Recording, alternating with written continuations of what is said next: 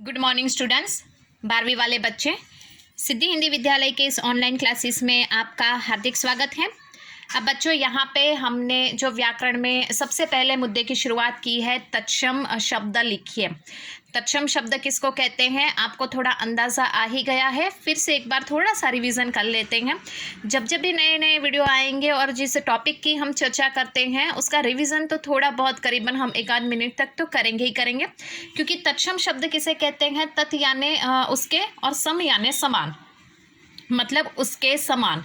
ठीक है, तो यहाँ पे उसके समान यानी किसके समान? तो संस्कृत के कुछ एक शब्द को हिंदी भाषा में ज्यों का त्यों ऐसे ही इस्तेमाल किया जाता है, उसको तत्सम शब्द कहते हैं।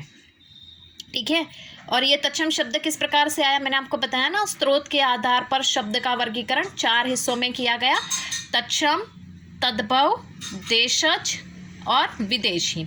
ठीक है, कुछ एक उदाहरण मैंने आपको शब्द लिखवाए हैं आगे वाले वीडियो में। बाकी के कुछ एक शब्द है उसकी चर्चा यहाँ पे हम करते हैं। ठीक है, तो यहाँ पे दूसरे जो शब्द लिखे हुए हैं उसका हम परिचय प्राप्त करते हैं। उम्मीद करती हूँ बच्चों कि तत्सम शब्द सीखना बहुत ही सरल है। क्यों? क्योंकि संस्कृत आप 9th में भी पढ़े हो और संस्कृत के कुछ एक शब्दों का इस्तेमाल हम हिंदी में करते हैं। बस उसको, वो कौन से शब्द है? तत्सम शब्द। समझ में आया? अब यहाँ पे कुछ एक उदाहरण दिए गए हैं, मैंने लिखे हुए हैं, ध्यान से देखिएगा। जीभ, जीभ यानी उसका जो संस्कृत शब्द कौन सा है? जिह्वा। उसके बाद गांव, गांव का यहाँ पे तत्सम शब्द कौन सा है? ग्राम। और का यहाँ पे तत्सम शब्द कौन सा है? हृदय। नाक, तत्सम नासिका। माथा, मस्तक, मोर, मयूर। यहाँ पे तत्सम शब्द यानी संस्कृत शब्द। कौआ हिंदी शब्द है, उसका संस्कृत में काक। बंदर संस्कृत शब्द वानर। भीख उसका संस्कृत शब्द भिक्षा। घड़ा हिंदी शब्द है, संस्कृत में घट। उसके बाद सच, संस्कृत में सत्य। ठीक है, उसके बाद यहाँ सामने देखिए, वार, सोमवार, मंगलवार, बुधवार है ना, तो उसका संस्कृत में वासर। शाम,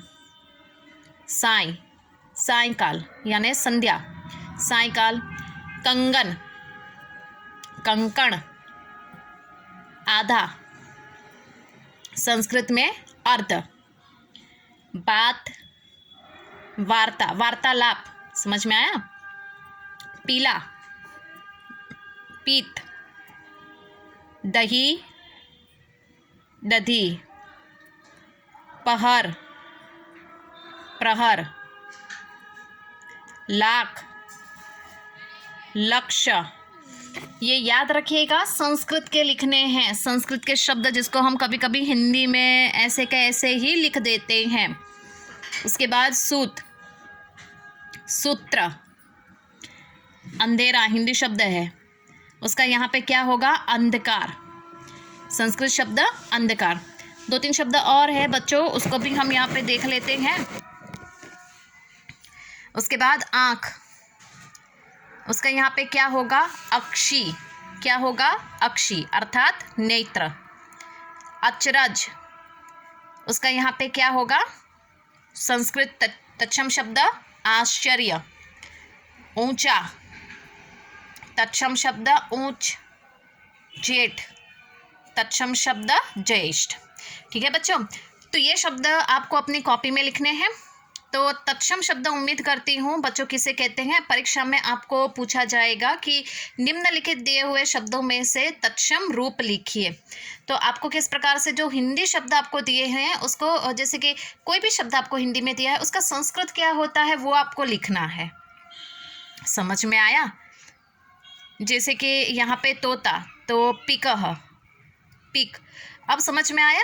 तो इस तरह से आपको याद करके लिखना है। फिर आप वो पर्यायवाची शब्द मत लिखना, पर्यायवाची शब्द इसमें नहीं आते हैं, वो तो उसका कौन सा रूप होगा? तद्भव रूप होगा। समझ में आया? तद्भव, हमें तो सिर्फ तत्सम ही देखने हैं, तो तत्सम में इस प्रकार से यहाँ पे बच्चों हमें करना है। तो मैं उम्मीद करती हूँ बच्चों यहाँ पे कि ये जो तत्सम शब्द है, ये तत्सम शब्द किसे कहते हैं वो आपकी समझ में आ गया होगा। ठीक है, तो बच्चों आज के इस वीडियो में मैं आपको होमवर्क भी यहाँ पे दे देती हूँ ताकि आपको थोड़ा सा समझ में आए। ठीक है, और आप घर पे बैठकर उसको लिखने का प्रयास करो अपने हिसाब से।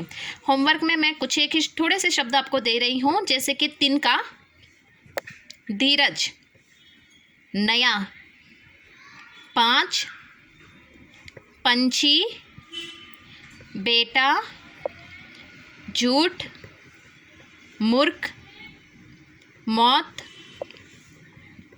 पत्थर, सुना, सावन, सपना। ये आपको होमवर्क, आपको उसका संस्कृत, ये जो मैंने होमवर्क लिखा है ना, ये हिंदी के शब्द है। आपको उसका संस्कृत में कौन सा शब्द आता है, जैसे तिनका, तो तिनका मतलब संस्कृत में कौन सा शब्द आएगा वो आपको लिखना है। धीरज, तो संस्कृत में उसका कौन सा शब्द है वो आपको लिखना है। ठीक है बच्चों, तो आज के इस वीडियो में हम यहाँ तक ही रुकते हैं। आने वाले नेक्स्ट वीडियो में इसके जवाब के साथ मैं चर्चा करूँगी। ठीक है, तत्सम शब्द यहाँ तक ही हमें देखने हैं, वैसे तो उसमें बहुत सारे प्रकार, लेकिन हमें परीक्षा में बच्चों जो पूछा गया है उतना ही हम व्याकरण फिलहाल के लिए करेंगे, ताकि हमारी जो परीक्षा को लेकर व्याकरण की जो तैयारी है वो पहले शुरू हो जाए। ठीक है, तब तक के लिए हम रुकते हैं। आज के इस वीडियो में हम यहाँ तक रुकते हैं। आने वाले वीडियो में जो मैं आपको होमवर्क मैंने आपको दिया है, उस वीडियो के साथ थोड़ी सी और चर्चा करके फिर हम आगे व्याकरण का जो दूसरा व्याकरण का मुद्दा है, कोई भी जैसे संधि है, शब्द समूह के लिए एक शब्द है, ठीक है, या फिर कहावतें हैं, कुछ भी हम व्याकरण का कोई भी मुद्दा लेंगे, लेकिन आपको व्याकरण की एक कॉपी बनानी पड़ेगी। यहाँ से मैं जो भी आपको जिस प्रकार से व्याकरण की जो भी आपको माहिती मैं देती हूँ वो आपको अपनी कॉपी में लिखना पड़ेगा। तब तक के लिए हम रुकते हैं। Thank you.